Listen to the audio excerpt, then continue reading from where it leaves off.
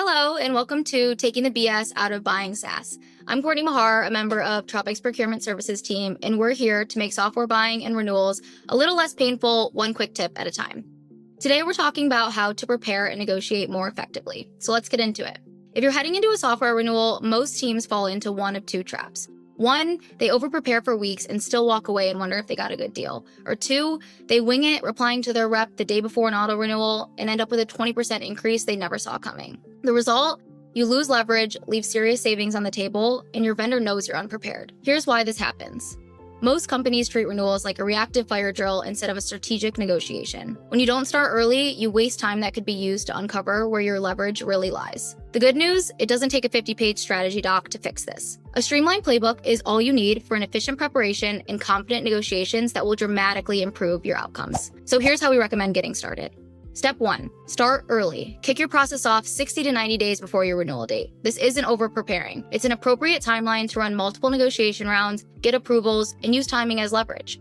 Commitment dates matter to most reps, whether it's end of quarter or end of month, or just signing ahead of an official renewal date. When that's the case, you've just handed yourself a negotiation advantage. Step 2. Do your homework. Spend 15 minutes on a quick vendor search. Check their current pricing tiers and where you fall. Look up their list pricing if that's available, and scan for recent company news. These all create negotiation angles. Also, look at alternatives. What exists in the market? You don't need to run a full evaluation, just know what's out there so you can reference it credibly if needed. Step 3. Align internally and gather baseline data. Before you talk to your rep, align with the right stakeholders. What matters most to finance, to procurement, to the end user? Are they focused solely on price, or are billing terms, speed to signature, or risk mitigation key points? Clarify these priorities up front to avoid negotiating in circles later. Then we want to pull together your core contract items. So that's current contract value and budget, renewal date, actual usage versus what you're licensed for and paying for, special terms tied to the renewal, and pricing and discounting. So do you have a SKU level discount? Do you have a price per user discount? Or do you have a discount that's a one-time discount that's going to fall off at the time of renewal? This is where you start to see your leverage really take shape. Understand if you have those tight budgets, if your team is willing to walk away based on price or how you're using the tool, if you're underutilized, maxing out your licenses, or if you just need additional features to be successful. Set aside implementation history, future needs, and multi-year discussions. These become useful later on. Step 4. Run your discovery call strategically. Your goal here is to understand their position before revealing yours. Start by asking them to walk through your current agreement. What's changing, what's staying, and request any missing data. Confirm your usage levels and whether adoption looks strong. Clarify standard uplifts, billing term changes, or SKU updates. Ask for a flat renewal quote. This will be your baseline that everything gets measured against. And quick tip, keep decision makers off until later discussions. Vendors negotiate a little differently when they know the final approver isn't in the room. It also gives you that natural buffer of, I need to run this by my team, which keeps you from getting pressured into confirmation on the spot. Once a baseline is understood and gaps are filled in, then share directional guidance on your changes, but keep it high level, nothing they can pin you to. Then you want to account for what's actually changing by requesting quotes for different scenarios based on your team's needs. From there, your strategy will adjust slightly depending on which path you choose.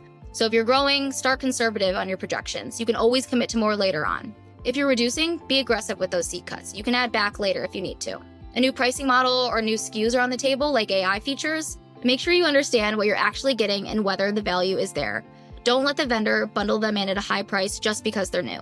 The goal is to have options sent after the call to compare against each other and against market rates using a tool like Tropic. Look for inflated pricing where you're competitive and where there's room to push. Now, step 5, negotiate effectively. Look at the full picture here, your leverage, your quotes, market data, and your internal priorities. Set your opening ask and anchor lower than where you ideally want to land. If you're staying flat, protect your pricing and improve terms.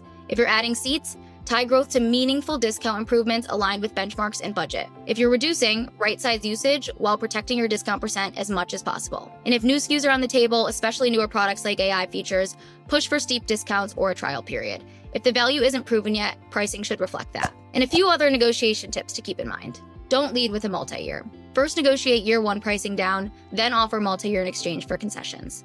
Reference your alternatives credibly and use budget constraints strategically. Last year's approval does not guarantee this year's. And don't flinch when they push back. That's expected. Their first counter is rarely their best offer, so expect to go a few rounds. This is another reason why you started 60 to 90 days out. Use that runway. In step 6, maximize value beyond price. Once pricing is in a good spot, this is where you layer on that strategic additional value. The goal here isn't to renegotiate what you've already agreed to, it's to build on top of that. Talk about where you see the partnership heading, whether that's future growth, expansion, or really anything that's going to set your team up for success down the road. Because the commercial terms are mostly already settled, these conversations feel way more collaborative. And this is where you can push for things like a 3 to 5% uplift cap, or a non-renewal concession like free months, extra seats, or usage credits, and more flexible payment terms. You'd really be surprised how much you can get here when the pricing conversation is already behind you, and these are the last items to get the deal over the line. So here's a quick takeaway and a reminder for you to use going through your renewal. Start 60 to 90 days out before renewal. Research the vendor and alternatives. Align internally and gather baseline data. Run your discovery call and get scenario quotes. Build your strategy and negotiate and layer on strategic value beyond price. Follow these steps and you'll walk into any renewal prepared, confident, and positioned for the best terms.